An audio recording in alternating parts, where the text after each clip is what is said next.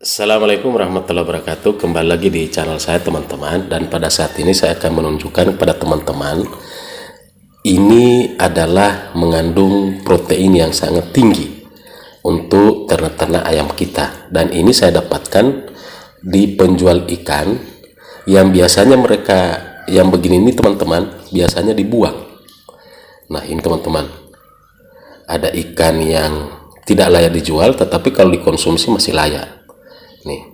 Kemudian ada insangnya, ini insang ikan tuna teman-teman yang biasa menjual ikan-ikan di penjual ikan, dan mereka ini penjual ikan harian. Jadi saya jelaskan kepada teman-teman, ini merupakan pakan tinggi protein yang apabila kita berikan ke ternak-ternak ayam kita. Dan bagaimana kita harus memberikan teman-teman, jadi saya ingin jelaskan pada teman-teman, memang untuk ayam jadi kita cuci dulu teman-teman. Nah, kita artinya kenapa kita harus cuci, kita harus bersihkan, karena yang kita khawatirkan ini adalah jangan sampai ayam ternak kita menjadi sakit, karena yang kita khawatirkan itu adalah bibit-bibit cacing, bakteri cacing yang apabila itu terkonsumsi oleh ayam maka akan menyebabkan ayam kita menjadi sakit. Itu yang kita perlu jaga teman-teman. Dan alhamdulillah ternak ayam kita ini termasuk golongan hewan omnivora. Omnivora itu pemakan daging dan tumbuhan, biji-bijian, umbi-umbian, daging. Ini mereka konsumsi, kita bersihkan teman-teman. Kalau untuk singa, harimau, pemakan daging itu merupakan hewan karnivora. Kalau hewan seperti ternak sapi yang pemakan tumbuhan itu merupakan hewan jenis herbivora, artinya mereka cuma sejenis rumput, tidak bisa makan daging. Nah, kita cuci dulu teman-teman sampai bersih. Nah, kita tuangkan ke sebelah lagi.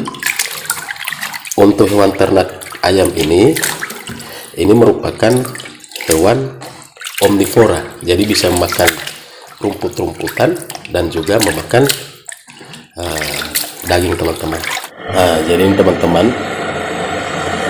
kenapa untuk airnya ini teman-teman ketel. Jadi kenapa airnya harus kita masak, ini adalah dalam rangka untuk menghemat kompor gas kita atau gas kita. Jadi kita akan tunggu ini teman-teman, setelah dia mendidih baru kita langsung akan memasak. Nah ini ketelnya teman-teman, dan saya informasikan bahwa ini sudah mendidih airnya. Jadi kenapa kita, artinya saya menyarankan kepada teman-teman kita memakai ketel pemanas ini dalam rangka untuk penghematan gas kita, artinya supaya gas kita ini menjadi hemat teman-teman. Jadi kita memanaskan air, kita panaskan air dulu di ketel, kemudian kita tuangkan airnya teman-teman. Nah untuk kompornya sudah menyala teman-teman, ini sudah bisa lihat ya. Jadi kita panaskan dulu airnya di ketel, kemudian kita tuang air, artinya supaya penghematan gas.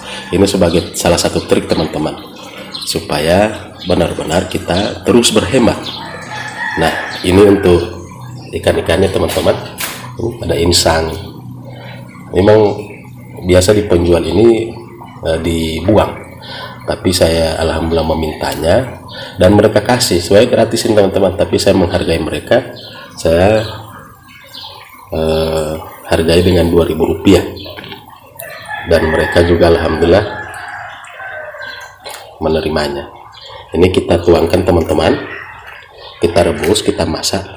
Nah tujuan daripada memasak ini teman-teman agar yang kita khawatirkan untuk cacing pitanya, cacing gelangnya ini teman-teman bisa, artinya kita bisa menghilangkan itu dengan cara masak. Dan cara masak ini sangat dianjurkan dari bidang kesehatan, kedokteran. Biasa mereka menganjurkan agar makanan-makanan yang supaya mengandung steril dari kuman, dari bakteri yang tidak baik, maka dianjurkan untuk kita memasaknya, merebusnya. Nah, kita tunggu teman-teman untuk perebusan ini, dan setelah itu prosesnya akan kita nantikan lagi. Sebelumnya saya ingin menjelaskan pada teman-teman saya semua bahwa kondisi di tempat saya sekarang ini masih musim hujan. Ini sebenarnya saya ingin memasak melalui tungku, artinya untuk penghematan gas, tetapi karena kondisi di tempat saya hujan teman-teman, jadi kayu-kayu yang biasa untuk memasak ini masih pada basah semua. Jadi teman-teman bisa dilihat masih basah semua kondisinya. Jadi saya belum bisa memasak melalui tungku api, jadi kita memasak melalui kompor. Teman-teman, kondisi di tempat saya masih hujan. Teman, sekarang kita sudah berada. Ini baru sekitar 3 menit lalu teman-teman, tapi sudah langsung mendidih. Ini karena kita tadi memakai ketel, jadi kita kecilkan teman-teman. Nah, kita kecilkan airnya, apinya.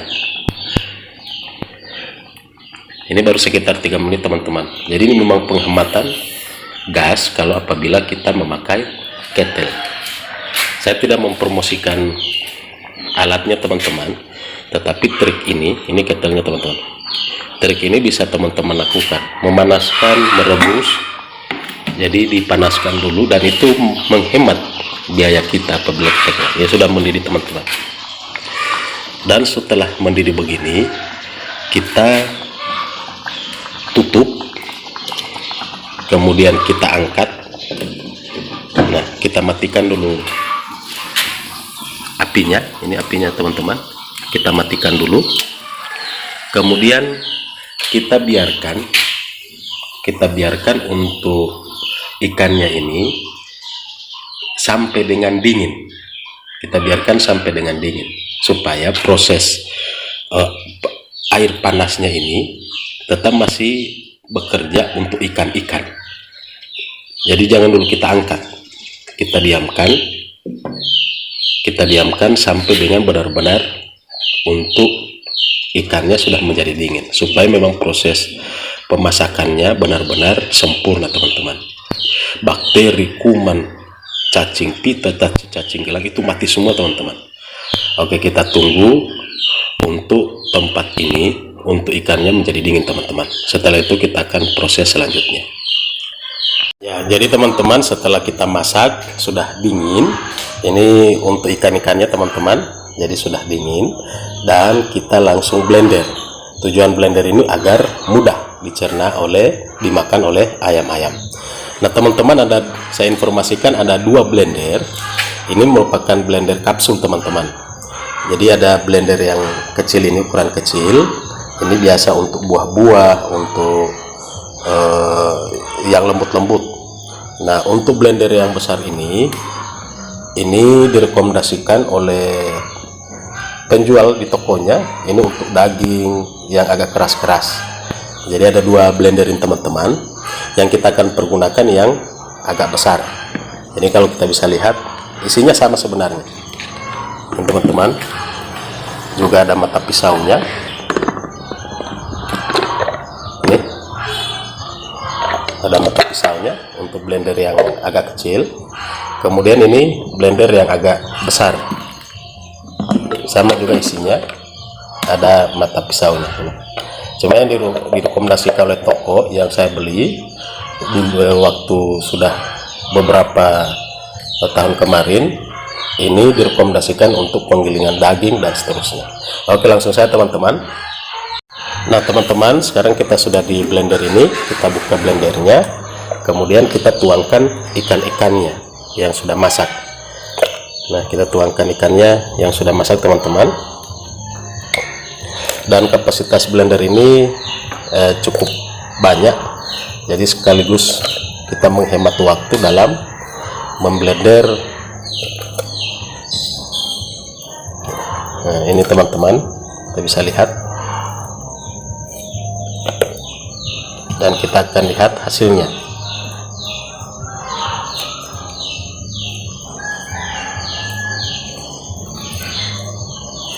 cukup. Kemudian kita tutup.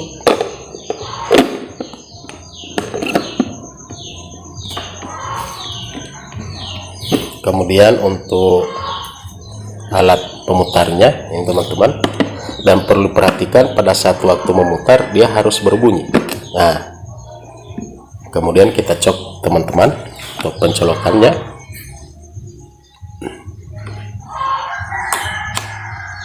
Sudah tercok. Nah, ini teman-teman, jadi sudah standby. Kemudian kita tekan.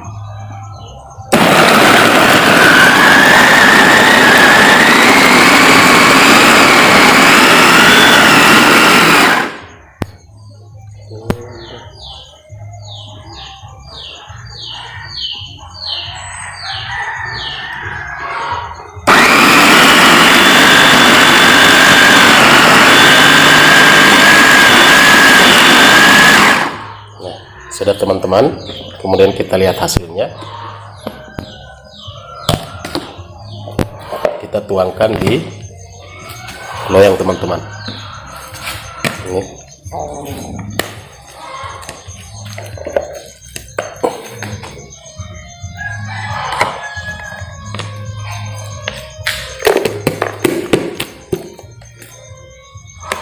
Jadi blendernya hasilnya cukup halus. Saya tidak merekomendasikan merek blendernya, silakan teman-teman mencari merek yang lain. Artinya saya hanya menjelaskan untuk cara bagaimana kita supaya bisa memblender ikan. Nah, ini kita lakukan berulang-ulang sampai dengan untuk ikannya ini menjadi halus. Dan saya informasikan kepada teman-teman, saya juga sementara berupaya untuk beternak manggot. Saya akan perlihatkan kepada teman-teman bagaimana saya sementara juga akan berusaha untuk beternak manggot teman-teman. Saya akan perlihatkan. Ini teman-teman, saya berupaya untuk akan beternak manggot, tapi manggot yang di alam liar. Jadi teman-teman, saya lihat dan sementara saya buat. Nah, ini contoh yang akan jadi. Ini seadanya teman-teman. Jadi saya ya ini satu lagi teman-teman yang sementara dibuatkan. Nah, ini untuk pemenuhan protein hewani yang tinggi, dan banyak yang menyarankan ke saya untuk beternak manggot di alam liar. Jadi sebagai informasi sekelas kepada teman-teman bahwa dengan adanya memenuhi protein hewani, nah banyak yang menyarankan kepada saya untuk beternak. Ini bahan-bahannya teman-teman. Ini saya beli di tumpukan kayu yang akrilik. Satu kayu begini dihargai dengan Rp1.000 ya. Kemudian ada sengnya untuk tempat alasnya. Ini teman-teman, dan saya mohon doanya mudah-mudahan saya ternak manggot ini bisa berhasil, insya Allah, amin. Jadi sekelas info kepada teman-teman semua. Jadi teman-teman, setelah kita memblender, ini blendernya sudah, ini ikannya kita sudah blender secara halus. Kemudian ini pakannya, dan pakan ini merupakan pakan untuk meningkatkan bobot ayam. Teman-teman ingin melihat bagaimana cara saya membuat pakan ini meningkatkan bobot ayam, silakan lihat di video sebelumnya.